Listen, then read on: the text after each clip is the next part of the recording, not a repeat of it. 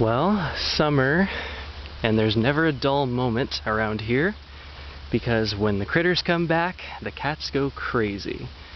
So, today I have for you either a baby duckling or gosling or something.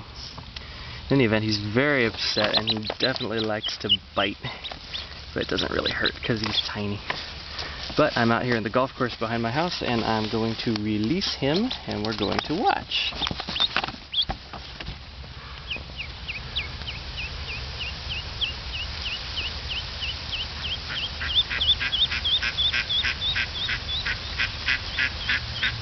Here he goes.